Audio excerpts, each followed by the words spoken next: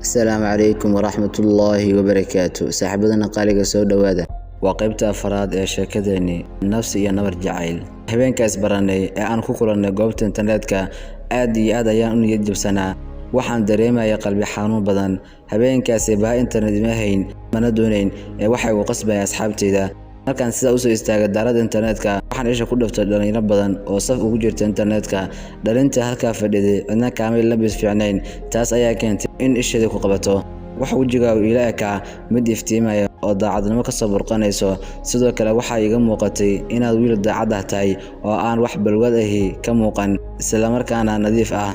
waxaan marnamo kaskaga ka baxayn labiska bilicsama ee aad habeenka gashaneed shaarkaagu cadaan qurux badan ayuu ahaa halka surwaalkaaguna madow buluug xiga uu ahaa inta waxa dheereed saacad aad muddo inay dahab ka samaysan tahay iyo moobilka gacanta oo ah mid aad u dhalaalayay dhinaca kasta markaan ka eegay waxaad ila muuqatay qof macquul ah ana waxaan jeclaysay inaan xiriir kula bilaabo xiriirkaas oo aan rabo inaan ku ilaabo dhibaatada uu ii geystay gooshe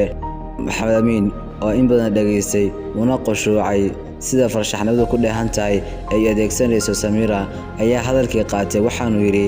habeenka koowaad ee aan kulanay waxay ahayd habeen khamiis ah oo aan aad u faraxsanaa jawiguna aad u macaanaa ku dhawaad saacad waxaan sugay internetka goor dambe ayaa safkii ku soo biirtay saddex hablood ayaa kula socday dhexda ayaad uga jirtay hablaha waxaanad mooday dheer ahaan inaad isku sarjarnaydeen waxa kale oo aad ka sinaydeen labiskin oo ah cabaayado midab casan oo dhalaalaya waad wadaagayseen marka laga yimaado bilicsanaantaada haddii si qoto dheer lagu sii eego waxa laga dareemayay in wajiga ka muuqato fikir iyo walbahaar aad xeelad ku qarinayso hase yeeshee ka soo burqanay wajigaaga sida doontaba aatee hadalka adiga ayaa iga horeeyay waxaan isku keen bartay si kafta ku dhahan yahay oo qurux badan inta ka dina waxaan kala qoranay telefoonada xaqiiqdii waan ka raagsanayay inaad soo garaacayso waana ka xishoonayay inaan ku degdego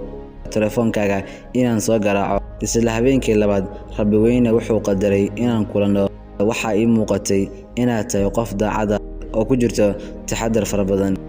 muddo kooban markii hasaaway Maxamed Amiin iyo Samira sheekaduna ay marayso meel aad u fiican waxa dhakhtarka ka soo baxay gooshe waxaan u soo kacay dhinaca iyo Samira isagoo doonaya inuu Samira ka codsado inay iska saamaxdo waxaan ku rajo weynaa inay Samira saamixi doonto kulankoodii ugu horeeyay tan iyo intuu isbitaalka galay waxa dhex martay sheekadan gooshe ayaa yiri Samira iska waran Samira ayaa ugu jawaabtay waan fiicanahay ee maanta waa soo dheeraatay laakiin waxaan u maleynayaa inaad soo doonatay aflagaado sababtoo ah inagama dhaxayso naxariis iyo jilaac gooshe ayaa yiri maya walaal sidaa oran waan ogahay inaan qaldamay laakiin hadda ayaan rabaa inaan ka soo noqdo ee hayga aarsan Samira ayaa tiri ma xuma haddaad qaladkaada ka soo noqotay ee mid kale ayaa jirta oo u baahan in laga hadlo anigu intii aan ka maqnaa waxaan bartay inaan bini'aadanimada wax ka yaqaan oo sharaf leh aadna aan jeclahay waxaanan ka codsanayaa inaadan soo dhexgelin wax xumaan ah oo wiilkaasi igu sameeyana ma jirto marka walaal waxaan ka codsanayaa inaad u baxs ka guursato gooshe ayaa yiri Samiray qof aan aniga ahayn inuu nolol kula wadaago geeri baan ka xigaa mana dhacayso ee taas ku seexo kuna soo toos Samira ayaa tiri mar labaad ayaad qaldamaysaa cida aan nolosha la qaybsanayo go'aankeeda aniga leh waana wax aniga iyaal maana aha mid aan adiga kala tashanayo gooshe isagoo cadaysan buu meesha ka tagay Samira ugama baran hadalka noocan oo kale ah aad iyo aad ay u ixtiraami jirtay waxa lagu kala tagay khilaafka iyo cadaawada bilowga ah waxaanu ballan ku qaaday gooshe inaanay isaga oo nool Samira cid kale la sheekaysan karin gooshe wuxuu sameeyay dabagal ballaaran oo uu ku soo ogaanayo taariikh nololeedka Maxamed Amiin baaritaanka kadibna waxa uu soo baxay in Maxamed Amiin uu awood badan ku lahayn Djibouti dhexdeeda yahay reer Geesa ah oo macalinka dugsiga gaarka loo leeyahay oo waliba aan asxaab badan ku lahayn magaalada Djibouti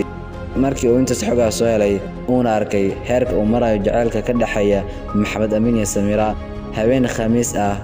oo Maxamed Amiin iyo Samira ay soo wada casheeyeen ayuu gooshe oo mooto wata xagga dhabarka kaga yimid Maxamed Amiin wuxuuna mootada ku dhuftay Maxamed Amiin oo habeenkaas dhaawacyo yar ay soo gaareen Samira way fahamtay ninka mootada ku dhuftay Maxamed Amiin inuu yahay gooshe oo ah jacaylkeedu hore arrintu uma sheegin Maxamed Amiin ee si madax banaan ayay dacwad uga furatay saldhigga koowaad ee xaafadda koowaad Djibouti dacwadana waxaa loo qaaday si cadaalad ku jirto oo Samiiro waxaa lagu yiri hadduu meesha aad joogto uu soo istaago saldhigga kugu dhow la xiriir. Gooshana digniin adag ayaa la siiyay. Maxamed Amiin waxaa ku batay weeraro aan garanayn dhinaca ay kaga imaanayaan iyo shirqoolo, waxaana la xiray ilaa 5 goor. Inta wixii ka dambeeyay Maxamed Amiin wuxuu dareemay dhinacay wax kaga soo socdaan iyo dhibkani maalinta uu bilaabatay inay ahayd maalinta uu Samiiro bartay. Waxa kale oo raadiyay taariikh nololeedkii Samiiro iyo inta wiil ay la soo sheekaysatay si uu cadawgiisa u aqoonsado iyo inta jaho ee weerarada lagaga soo ganayo. Wuxuuna waqti siiyay baaritaanka dhacdooyinka Samiiro soo maray oo uu arkayay in ay ka soo dahsoonayeen markaa. Wuxuu soo helay dhowr sheeko oo yaab leh oo Samiiro hore uga dhacay. Maxamed Amiin wuxuu la kulmay nin Axmed la yiraahdo oo Samiiro ilaa yaraanteeda yaqaanay, waxaana dhex martay sheekadani